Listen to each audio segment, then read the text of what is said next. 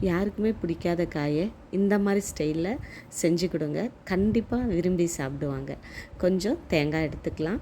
அதுக்கப்புறமா இஞ்சி பூண்டு விழுது, மிளகாத்தூள், மஞ்சள் தூள், கொஞ்சம் கரம் மசாலா, பெருங்காயத்தூள், உப்பு, கொஞ்சம் தண்ணியும் ஆட் பண்ணிவிட்டு அதுக்கப்புறமா ஒரு 4 முந்திரி பருப்பும் சேர்த்து நம்ம இதை ஒரு ஃபைன் பேஸ்ட்டை அரைச்சி எடுத்துக்கலாம்.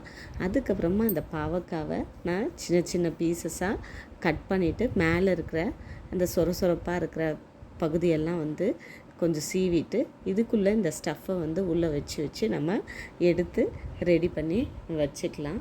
அதுக்கப்புறம் ஒரு பேனில் எண்ணெய் ஊற்றிட்டு அதில் நம்ம அந்த பாவக்காவை போட்டு சிம்மில் வச்சுட்டே நம்ம செஞ்சோம்னா அது ஃப்ரை ஆகிட்டு வரும்போது இந்த மசாலாவும் பாவக்காவும் சாப்பிடும்போது அந்த கசப்பு சுவையே நமக்கு அவ்வளோ நமக்கு தெரியாது.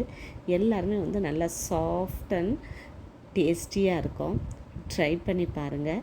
இது நிஜமாலுமே நமக்கு சர்க்கரை நோயாளிகளின் சிறந்த உணவு.